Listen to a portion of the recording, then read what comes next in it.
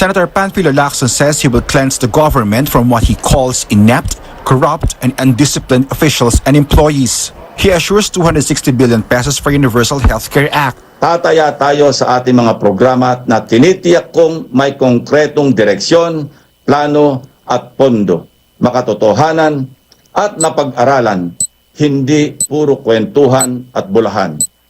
Boxing legend and Senator Manny Pacquiao highlights his 22 rounds agenda. Corruption, employment, healthcare, internet signal, and renewable energy are his priorities. Sa panibagong laban na ito, kinaharap ko, nais kong kilalanin nyo ang Manny Pacquiao na tumatakbong presidente ng Republika ng Pilipinas. Tatanggapin ko po ang inyong hamon. Vice President Leni Robredo's plan anchors on her tagline, kapag ang gobyerno ay tapat, aangat ang buhay ng lahat.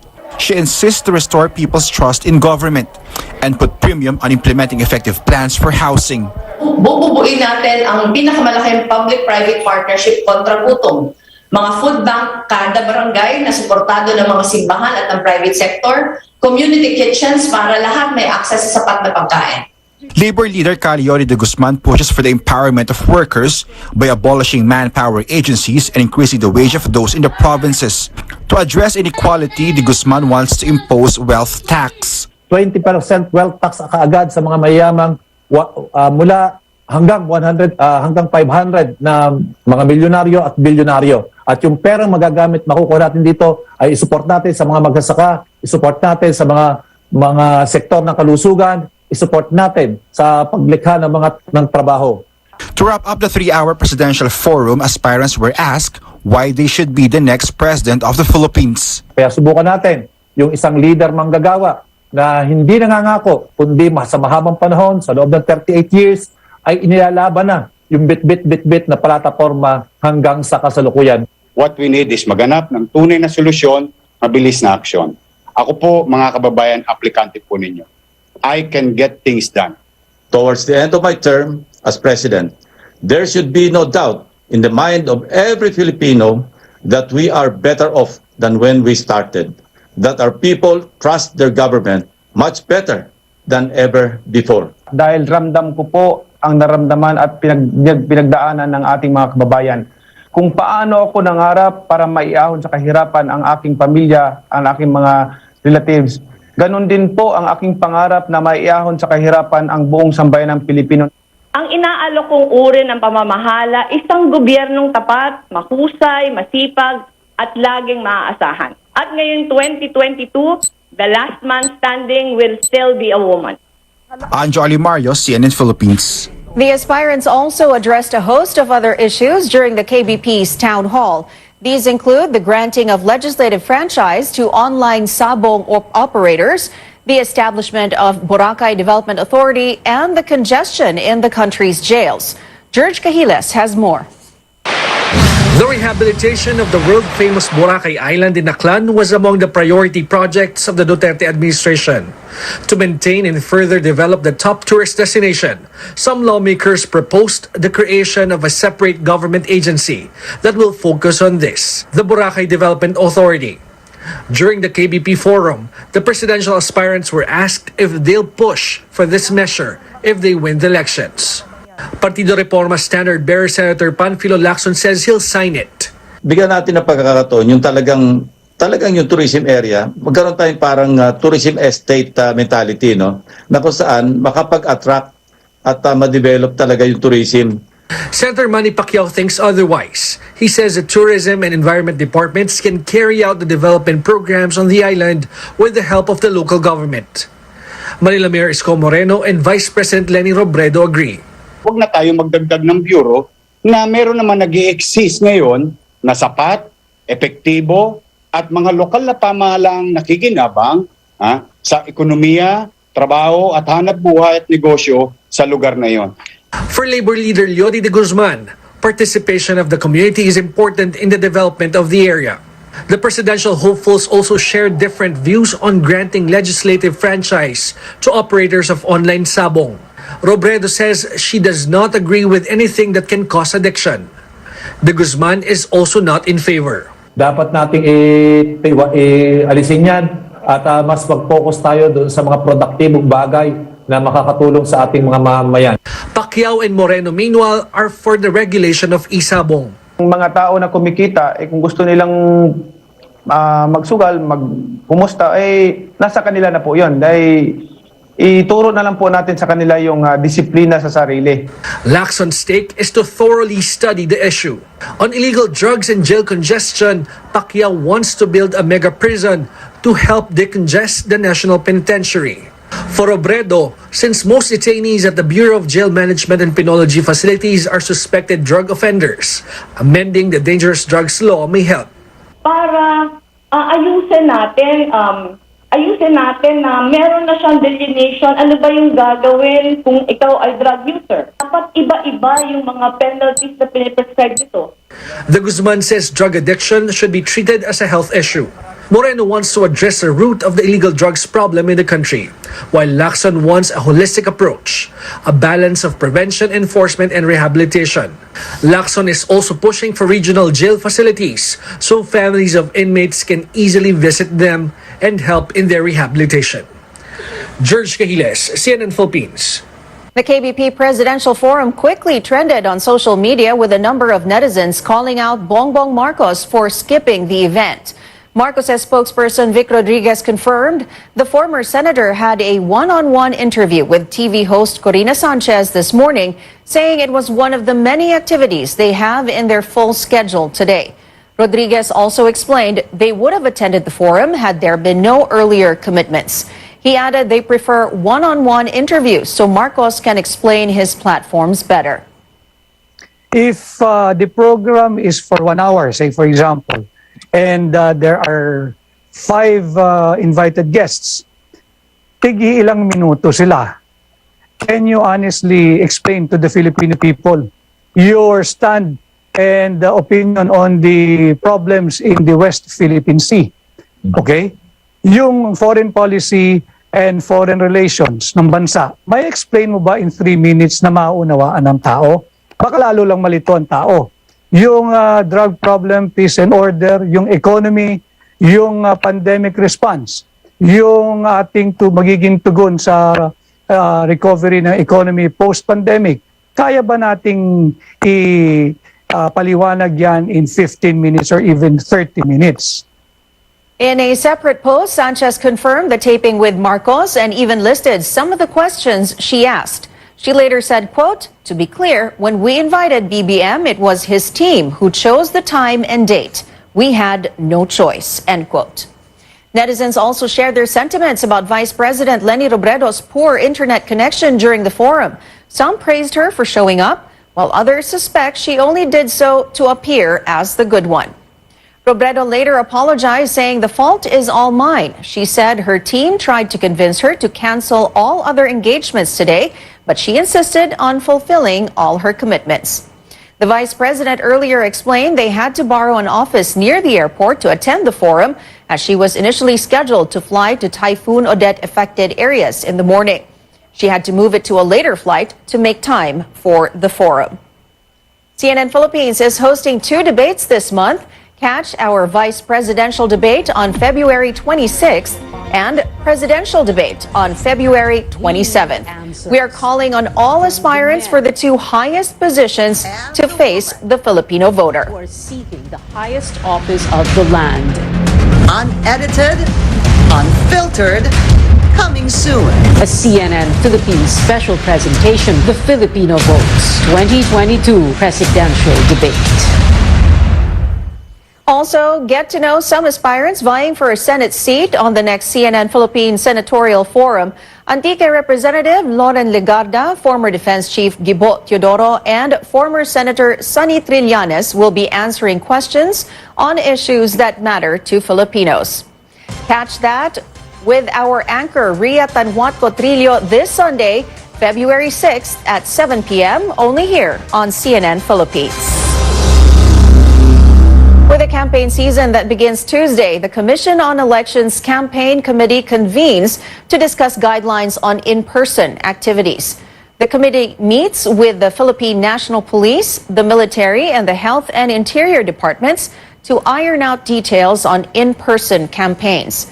The guidelines include requiring parties and candidates to secure permits from the campaign committee to make sure health protocols will be observed. Health protocol violations will be considered an election offense.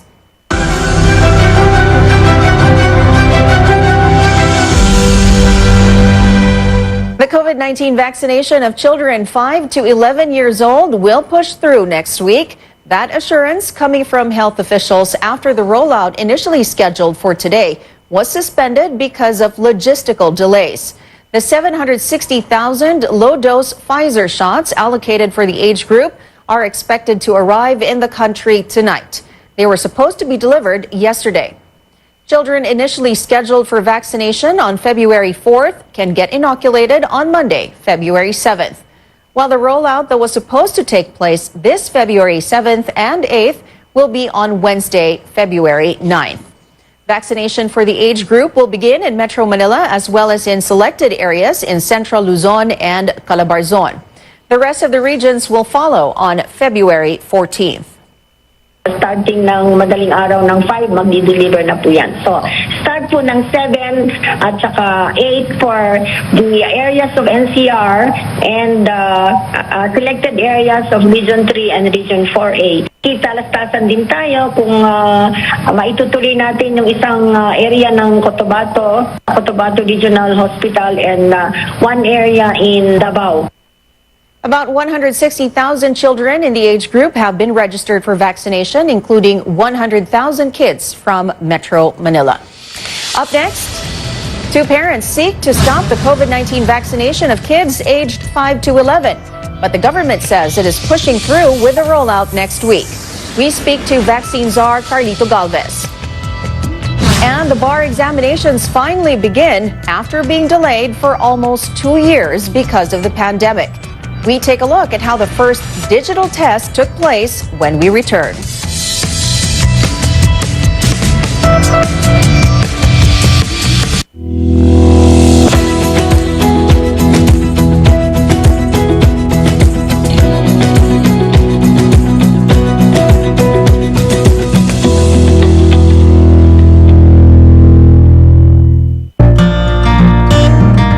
Pandemic, serving others is the best. Sa pagtutulungan, patuloy ang ating laban sa buhay. Kaya dapat always healthy. With proper diet, exercise, and MX3 coffee mix to ignite my day. Hi guys! Lagi akong focused, active, at MX Extraordinary. Because the most important things in life deserve nothing less. MX3 coffee mix, my choice. Sure ka ba talaga dito? Ano ka ba? Mabait si Papa. Pa! Si Pinky po. Paano po, Mr. Fardo? Please, call me sir. Aba, ang laki ng supermarket dito ah. Bili tayo ng drinks. Ako na po ang drinks. Sige na. Gutom na ako. Kuha na mo nga kami, Mike. So, paano? Mabiyahe pa tayo. Sir, atid ko na po kayo. Central Hub yan. Develop na tong part ng Tarlac ah. Sir, sagot ko na po ito. Tingin mo sa akin. Cheap? Sir, hindi po. Joke lang.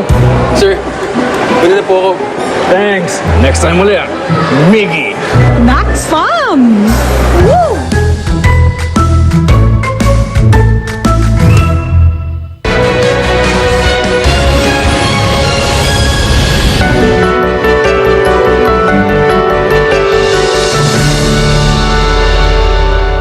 Welcome back to Newsnight. 2 parents have filed a petition before a Quezon City court to stop the COVID-19 vaccination of children 5 to 11 years old. Complainants Dominic Almelor, a former TV reporter, and Girly Samonte sought a temporary restraining order a day before the supposed rollout on Friday. Health officials have moved the vaccination to Monday, February 7th, due to logistical concerns. We now go above and beyond the headlines with vaccine czar Carlito Galvez. Good evening, sir. Welcome to Newsnight. Good evening po, Ma'am Enchu, at magandang gabi po sa ating po lahat. All right. Sir, vaccination for children aged 5 to 11 was supposed to start today, but it was pushed back to Monday, February 7. So can you give us more details on the reason for the delay, sir? Because of some logistical challenge, we were informed by the DHL that I believe the flight supposed to be today, yesterday, was canceled. Alam na po naman natin na talagang ngayong mataas po ang kaso ng Omicron. There are many cases na nakaka-cancel po yung mga flight. And we do understand. And ngayon po, we will go to the airport to receive yung 780,000 po na vaccine na darating po ngayon. So 730,000 doses, sir, or vials? Ito po 780,000 doses 80. po. 780,000. Ang isang vials po ay mayroon pong 10 doses. Okay, so final na po, the vaccination for children aged 5 to 11 will push through on Monday. Yes po, tuloy na po sa 6 po na lugar dito sa Metro Manila at 2 lugar po dito sa Region 4A. And also we will continue our vaccination sa 8 and 9, and also we will continue our vaccination to different regions this coming February 14. Okay. And we are very thankful na overwhelming po ang support ng mga parents at saka yung ating Philippine Pediatric Society of the Philippines is fully supporting us po. Okay. After this initial delivery po, any more expected deliveries of vaccines specific to kids aged 5 to 11? Ang in-order po natin lahat-lahat is 30 million. At darating po ngayong first quarter in tranches, 7.5 million and another 7.5 million sa second quarter. Pagka nagkaroon na po ng katuparan po yung ating tinatawag na contract for additional, we will be receiving more or less siguro 15 million during this first quarter. So after the first tranche of 780, this coming February 14 or 12, darating naman po yung another 780,000 and another 1.2 million the succeeding week of February. So all in all, this coming February, baka malaki-laki ang matanggap po natin. Okay, so these are all Pfizer doses, Sir Dos. So do you have any information on the EUA applications of other vaccines for pediatric vaccinations? Kasi if I remember correctly, may 3 pa po yun na brands na nag-apply for amendments to their EUA. Yung Sinovac, Covaxin, and Sinopharm. Kumusta na po yung progress dito, sir? Ongoing pa rin ang evaluations ng Vaccine Expert Panel at saka ng FDA. We are still awaiting, especially yung Sinovac at saka itong Sinopharm na meron tayong volumes na natira dito sa ating mga warehouses. And hopefully, within next week or next 2 weeks, magkaroon na po ng katuparan na may EUA na po. At mas maganda po yan para at least marami po tayong tinatawag po na options na magamit po ng mga vaccine. Okay. Well, just this week, sir, a petition was filed before the QCRTC to stop pediatric vaccinations. What steps is the government taking regarding this, and how do you think this will impact vaccination efforts in this age group?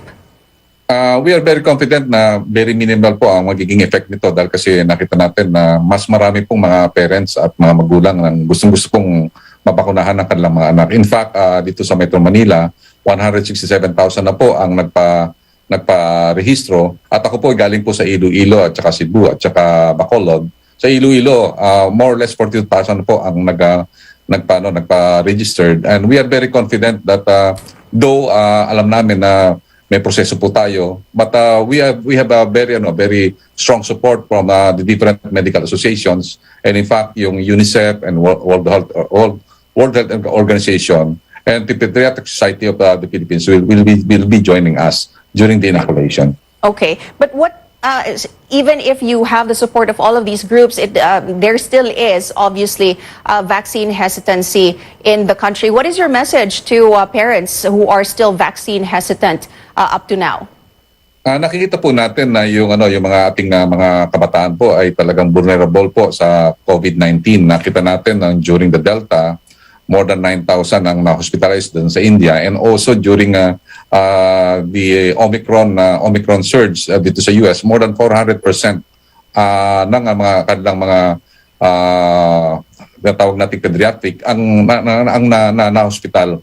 So ang nakikita po natin, ang panawagan po natin sa ating mga magulang, kailangan po talaga mabuo yung ating programa na buong pamilya po ang ating mabakunahan.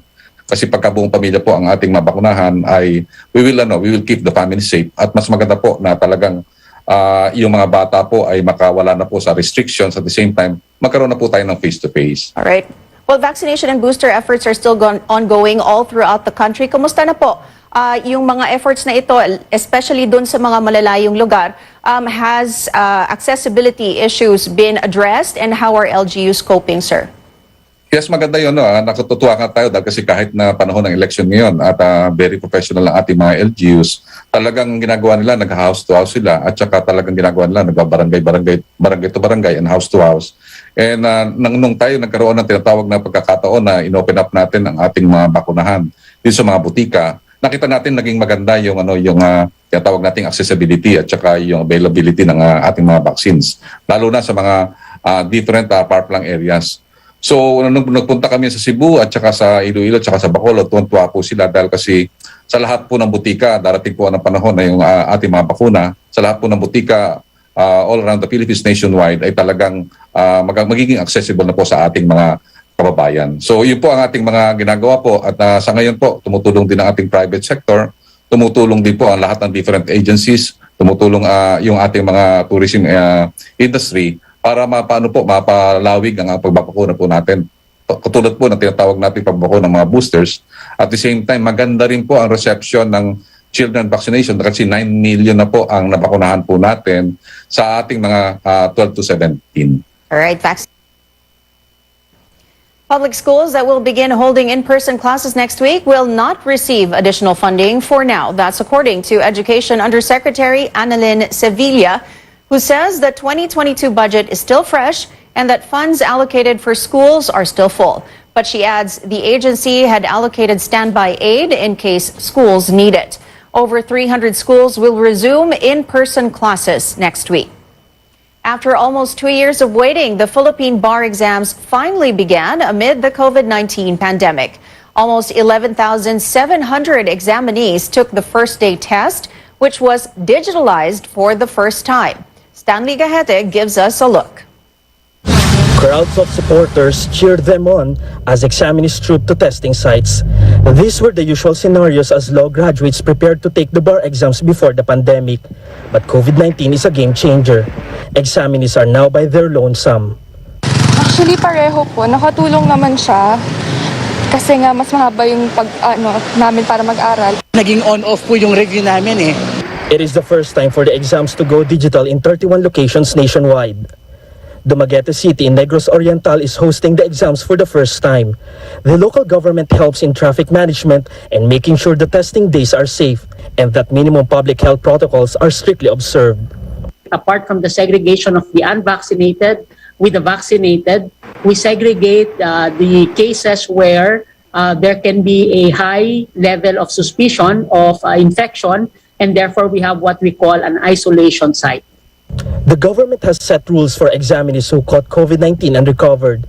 But for those who tested positive just days before the exam, kami po naman ay isang institusyon na kailangan pangalagaan ang aming rationale. And ang aming rationale is the application of a rule of just law. Another first, examinees are with their laptops with downloaded software to take the test.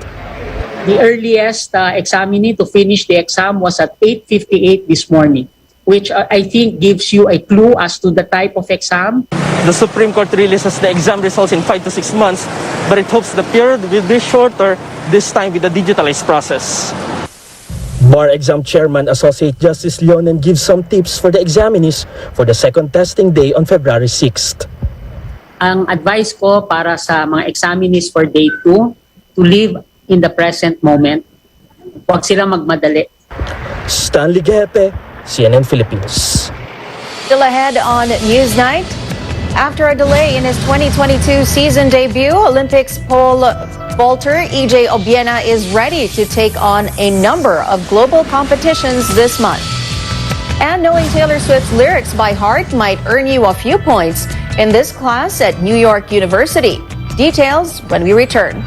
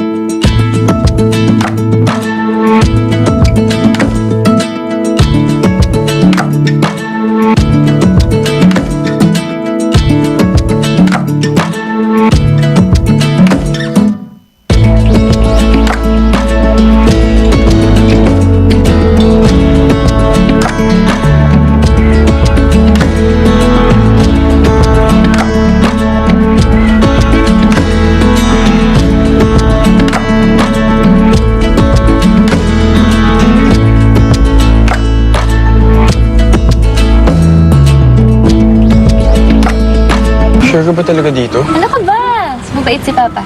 Pa! Si Pinky po. Paano po, Mr. Fardo? Please, call me sir. Aba, laki ng supermarket dito ah. Bili tayo ng drinks. Ah, ako na po ang drinks. Sige na. Sige na. Gutom na ako. Oh, kuha na mga kami, Mike. So, paano? Babiyahe pa tayo. Sir, hatid ko na po kayo. Central Hub yan. Develop na tong part ng Tarlac ah. Sir, sagot ko na po ito. Tingin mo sa akin. Cheap? Sir, hindi po. Joke lang. Sir, pwede na po ako. Thanks. Next time ulit. Miggy. Max fun! Woo!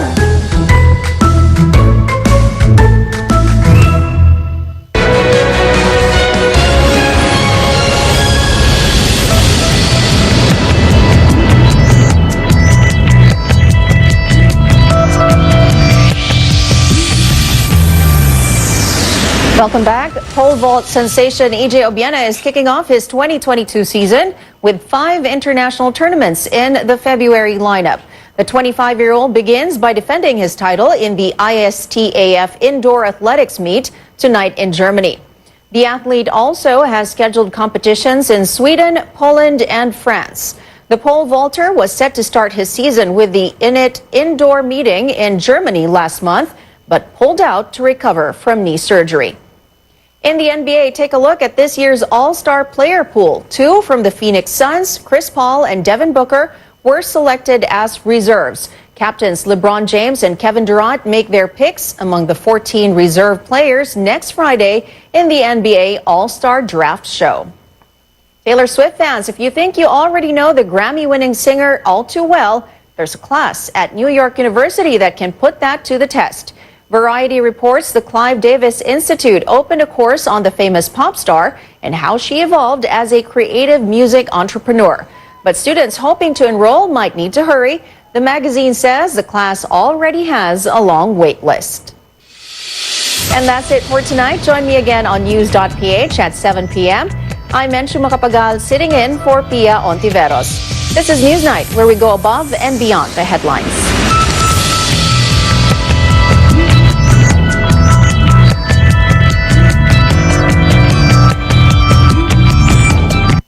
This program is brought to you by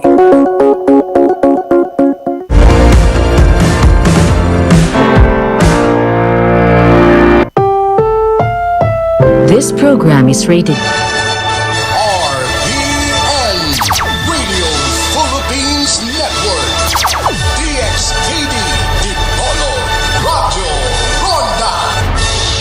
Be suitable for very young audiences. Parental guidance is advised.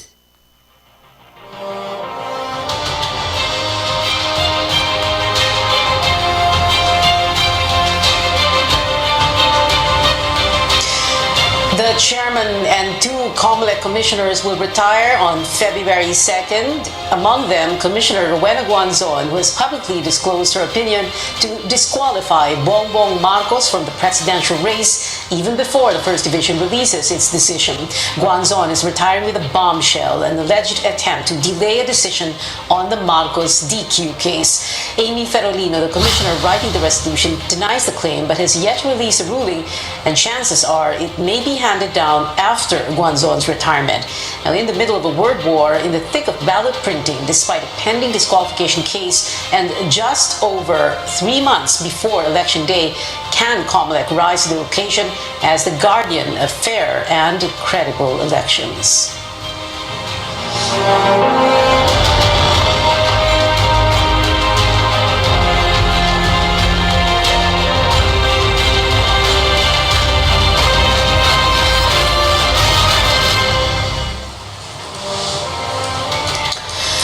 Good evening, I'm Pia Ontiveros. Welcome to your weekly political appointment fix, politics as usual. Our guest tonight, COMELEC Commissioner Rowena Guanzon, the very controversial, very well known, at least in the last few weeks, and retiring tomorrow, Rowena Guanzon, Commissioner of the Commission on Elections. Good evening, Commissioner Guanzon, and thank you so much for joining us. Can we begin with this? So your retirement is tomorrow, February 3, Wednesday. So you are considered retired at the close of office hours, 5 o'clock in the afternoon. No, at midnight tomorrow. Midnight. Midnight. 12 midnight. Paano po yun, ma'am? 12 itong February 2 is midnight. midnight. So, like Yes. 1 a.m. retard. 12 o'clock. Okay, Zero. okay. So in other words, wala na po talagang chance na kahit na halimbawa bukas during office hours, si Commissioner Amy Ferolino will release her decision. Wala na kayong chance to formally file your dissenting opinion so that it becomes your vote in the DQ cases against Marcos. Wala na pong chance. That is precisely why I came out to the public, because I believe Commissioner Ferolino's engaged in the design to really delay it until after I retire. And on February 3, Commissioner Casquejo, I will also move as a presiding commissioner of the 2nd Division, so two of us cannot vote. Can you imagine a junior commissioner hijacked our resolution by not writing her ponensya so that her two senior commissioners could not vote? It's never happened before in COMELEC, especially in such a case of disqualification of a presidential candidate.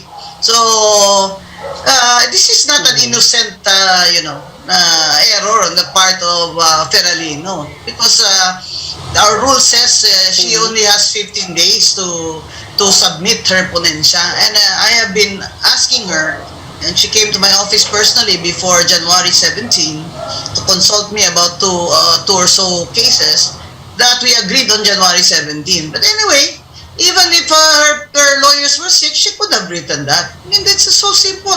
The answer is only 15 pages and all the facts are admitted already. It's so simple, but she cannot write it on time.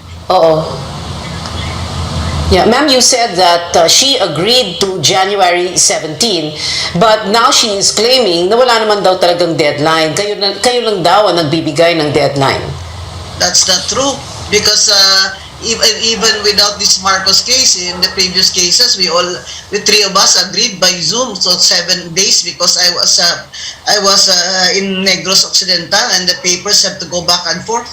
And in fact, she came to my office, why is it that she can come to my office to consult me about the cases that she wants to release first? In fact, we took note that there were cases that were raffled after after Marcos, and yet she was able to release them and have me and Commissioner Casquejo sign it. So her delay is really unacceptable, and under our rules it's only 15 days, so she cannot feign, she cannot use that as a defense. Her incapacity, or I don't know, why doesn't she just admit that she doesn't know how to write these decisions, because she doesn't have legal practice experience in the courts. It's a trouble. That's the trouble. I hope she doesn't that have next legal time practice in the courts. Ma'am, she is a lawyer, no? She's a lawyer. Passed the bar in 2007. Oh yeah, really? Yeah, but she did not practice but she in the was courts. before her appointment in November 20. Yeah. You finished? Sorry, ma'am. She passed the Before bar. She she was was already appointed an November employee of 2020 to COMELEC. Okay. So wala pa siyang, hindi pa siyang maharap sa husgado sa anumang korte. In other words, like you said, she has not practiced in the court. I don't think she's got to court even for change of name.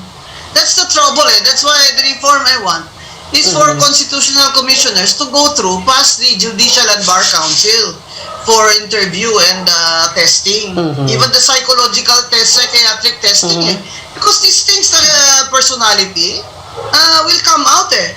If you are fit for this job, the Supreme Court really and the Judicial Bar Council very strict with this. We had a very long psychological test and interview. These problems can be avoided by vetting by the Judicial and Bar Council before they are shortlisted. Well, ma'am, you know, everybody loves a guessing game, and you seem to be able to play that guessing game. You know, kayo po yung nagbibigay ng clues, no? So the question here is, who is this male senator from Davao who reportedly tried to get Commissioner Ferolino to delay the release of this decision? Because we all know there are two male senators from Davao. There is Bongo, there is Bato de la Rosa, and there's a dark cloud hanging over both their heads. So sino po yung tinutukoy nyo na senador? I already said his name to Senate President because he's the Senate President. So I think I will consult him again after I retire. If he challenges me to divulge, I don't know if a senator will challenge me to divulge. If I am subpoenaed by the Senate, then I will go. Even if by the time I will already be a private citizen. Because it is the Senate who should hear this. Okay, right? but yeah. I mean, we cannot have our we cannot have this. Well, sinabi naman po ni ni Senate President Soto that you did speak to him, pero baka mahirap daw dahil kung motu proprio case ito, yung sa Ethics Committee, kailangan meron siyang personal knowledge, pero wala nga daw siya. So, paano po yun? How is this going to work? Can any senator ask you to speak before that? I don't know how it's gonna go. So I'm just waiting here. Anyway, I already released my separate opinion. The people already know. And you know, ayoko yan mga chismis na yan eh. But okay. But his wife already knows. I guess. Ma'am, ayoko rin ng chismis that's kaya enough for me. nagtatanong ako. Okay, ma'am. Anyway, I will not say his name here. Break, a 1-minute commercial gap. Yeah, ma'am, sandali wait, don't say anything anymore muna. Sandali. We'll just go to a commercial break. Commissioner Rowena Guanzon of COMELEC is our guest tonight. We will be back after this quick break.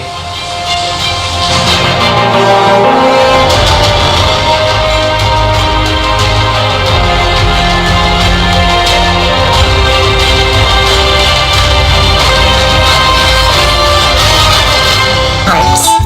Sam Sidwani, CNN Philippines.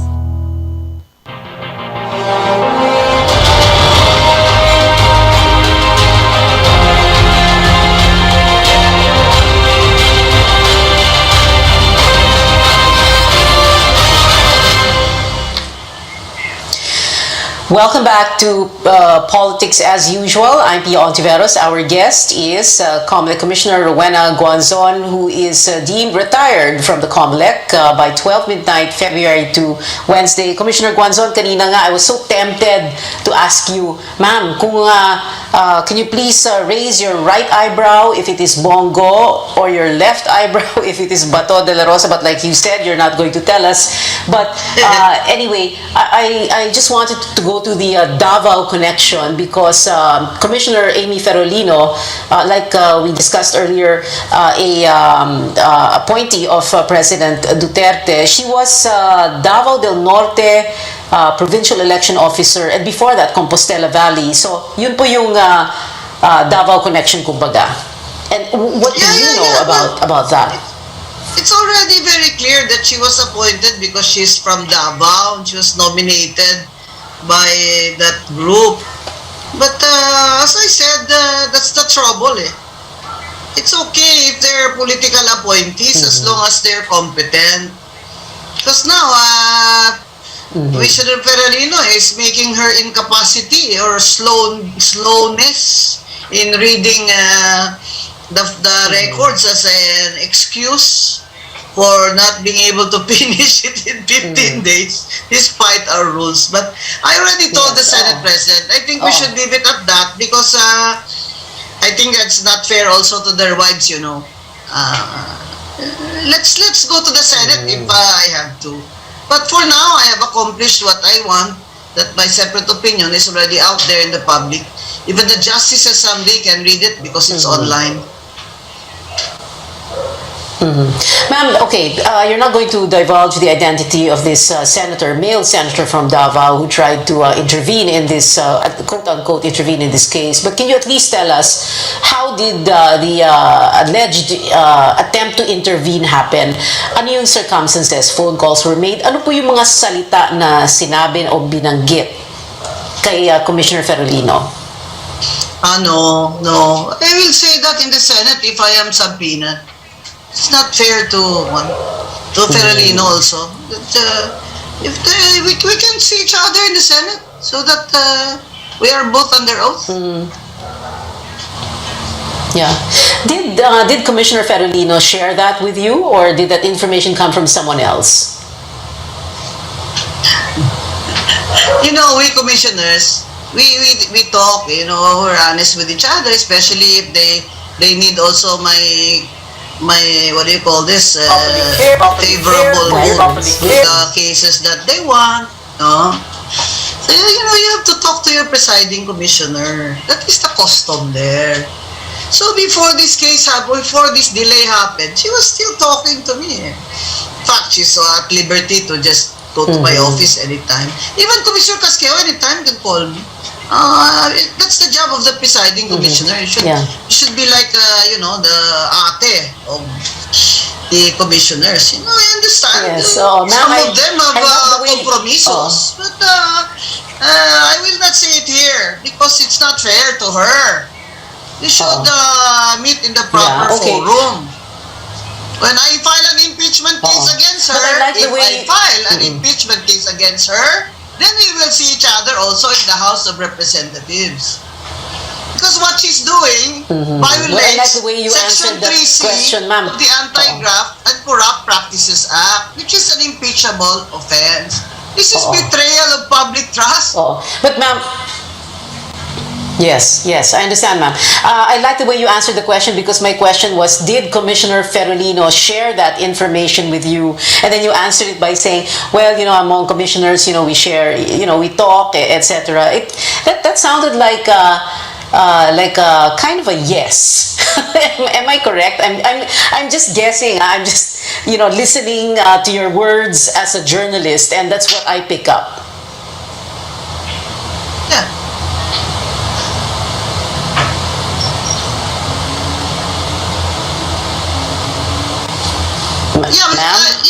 I cannot believe that she can do this to me and Commissioner Casqueo because of what we talked about in my office, and my chief of staff was there, and my chief attorney was also there at the door. Oh, it's not fair. Not fair to me that she disrespects me as presiding commissioner, and now she is also delaying the draft resolution so that Commissioner Casqueo will not be able to vote. Maybe they suspect that Commissioner Casqueo's vote is also to DQ. That's why. Okay. Ma'am, you've already said Ferolino is delaying the release of her decision, but has she written it? Nasulat na po ba? Has she written it? I don't know. Yung withhold lang? No, she has written two memoranda, one to chair and one to me. But if she spent the time she spent writing the explanations for her delay, she spent sitting down writing it, by now she's finished na. See, Chairman Sharif Abbas, who's also retiring, saying he will not intervene in what he says is a division problem. Is this a division problem? No. Because the integrity of the Commission on Elections is at stake here. You imagine? That's why we asked her that's why in the executive session, I asked him, Chairman, buligi na lang ako, you help me. Since she's not answering the calls of Commissioner Casqueo, why don't you be the one to call her?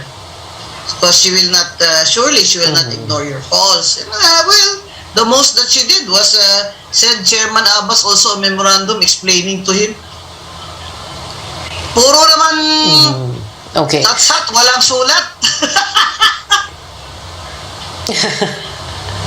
Nako, talagang parang scorched earth policy si Commissioner Rowena Guanzon, our guest tonight here on Politics as Usual. We're going to take one last quick short break and then we're going to go into the final stretch of the show. This is Politics as Usual. Be right back.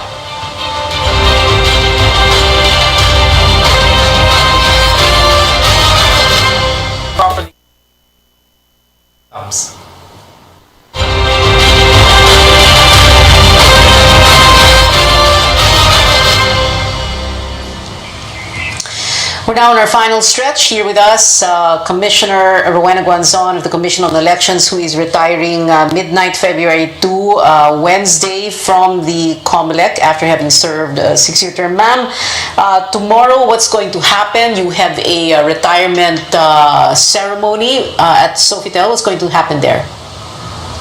Well, it's a very formal event. You will be in our robes. It will be like an en banc session. Declaring retirement of Chairman Abbas, myself, and Commissioner Cole. And, you know, it will be ceremonial largely. And, of course, because of COVID, we don't really have many guests. I don't have any guests at all, just my staff assisting me.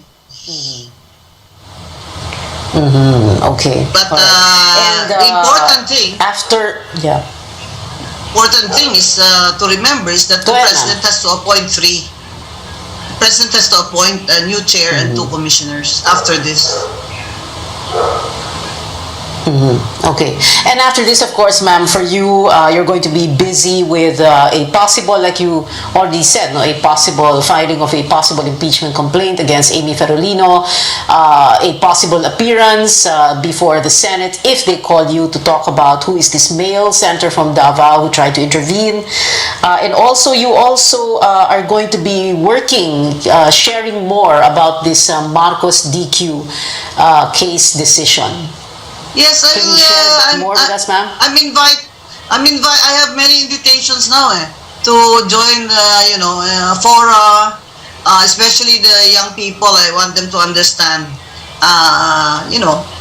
as part of their leadership training, understand how I made that decision. And then, well, it's easy now to go around the country just by online, so I want to keep on explaining my vote so that the people also will have a right to informed consent. Talagang I have to repeat that Marcos Jr. was convicted 4 times, 4 violations of the National Internal Revenue Code, convicted by the trial court and the Court of Appeals. At hindi siya nagbayad ng multa. So what can I do? Di ba? But based on substantial evidence, I really concluded that he was convicted of a crime involving moral turpitude. Okay, and we understand, I wonder if you can share, no? You're going to, apart from all those fora that you will be attending, that you have said yes to, all these invitations, you will be sharing more information here in Metro Manila via billboards? Well, no, I'm going to put up billboards so people will not forget that I already said that, so I have to make good my word. I put up billboards with my, my slogan, labanan ng mali, labanan ng masasama, fight evil.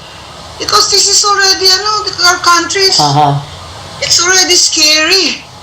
Scary. And the president has no candidate for president, so, kanya-kanya. So I want also that my contribution would be that the people will have an informed consent as to who to vote for. Because can you imagine, if you vote somebody who is disqualified there, can you imagine? That's why we have laws and we have rules, so that we do not allow candidates who are disqualified to run. Maybe it confuse our voters. That is, it is not, I do not. The trouble is that they have this grand design that they will just, bulldoze their way there to the elections and Hopefully, the Supreme Court will not rule on it before this election. And then they're hoping to win so that he can sit, even if the Supreme Court will disqualify him in the end. He's already there sitting for a few years. That's not fair to the people. That's not fair. If you are, I'm really hoping that this case, anyway, well, Feralino has delayed it for a month, but she won't be able to. This will certainly go up to the Supreme Court before the election day. I am sure the other commissioners will have to take action. Otherwise, the people, the people are already complaining. And as you know, if I am not right, how come I'm trending in Twitter? Oh, how come for 3 days I've been trending on Twitter? How come the news, I have 800,000 views if I am not right? People are interested in what I said because it's the truth. Oh, it's the truth. We have to pray for our country. Have mercy. Lord, have mercy. Father, have mercy on our country. Where are we going? Quotable quote, if I'm not right, why am I trending on Twitter? Ma'am, also, what is your, what else is in the future, in the possible future, the near future for you? Well, first, I go home. I'll go to the mausoleum of my parents and I'll treat my siblings to dinner, my retirement dinner. I'm also shortlisted as applicant for Deputy Ombudsman for the Visayas, so the President will pick among the three of us. And who are the other two candidates? One is from Davao, the other one is now a director in the Ombudsman office in Manila. I'm the only one from the Visayas. Okay, and if you become ombudsman, malay nyo, you never know, no? You will authorize the release of all salients. Yes, why? That's a public document. Why?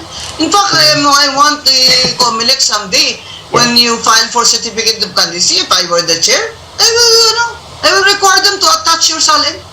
How come in the confirmation of commissioners, we have to attach our salient?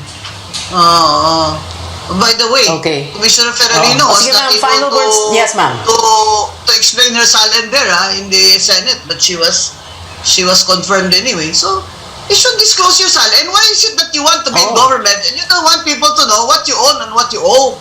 But golly, you have to explain where you got your money. Did you have a job? Did you have a business? You know what is the source of your funds? By golly, what's wrong with you people? You want to be leaders, but you don't want to disclose? What's this? That's wrong. You have to be true. You have to be tapat. You have to be honest. Ma'am, 5 minutes to go before 9 o'clock, and we have 30 seconds for your final words. And, well, it is 3 hours to go before you are retired from the COMELEC. Final words, ma'am. Well, I retire tomorrow, midnight. I want to tell the Filipino people that I am retiring with honor and excellence. I am retiring after 25 years in government service with integrity and excellence, and I have upheld the tradition of my family, my parents, and they are solidly standing behind me, as well as my close friends. I want to thank the Filipino people for having been patient with me in listening to my reasons for my disclosure. And certainly, my term in COMELEC will not be the last of my career in government service. And I repeat, public office is a public trust. We should take that to heart, soul, and mind. In the service of the Filipino people, faithfully yours, Maria Rowena Amelia Villena Guanzon. Maraming salamat po. Salamat po. Maraming salamat po, Commissioner Rowena Guanzon of the COMELEC. Like you said, public office is a public trust. Salamat po, ma'am. We've been told before, don't talk politics at the dinner table or the family reunion or in Viber groups and risk digital warfare. But we can talk about it here on this show, your weekly political appointment fix, politics as usual. I'm Pia Ontiveros. See you back here next Tuesday, 8:30 p.m.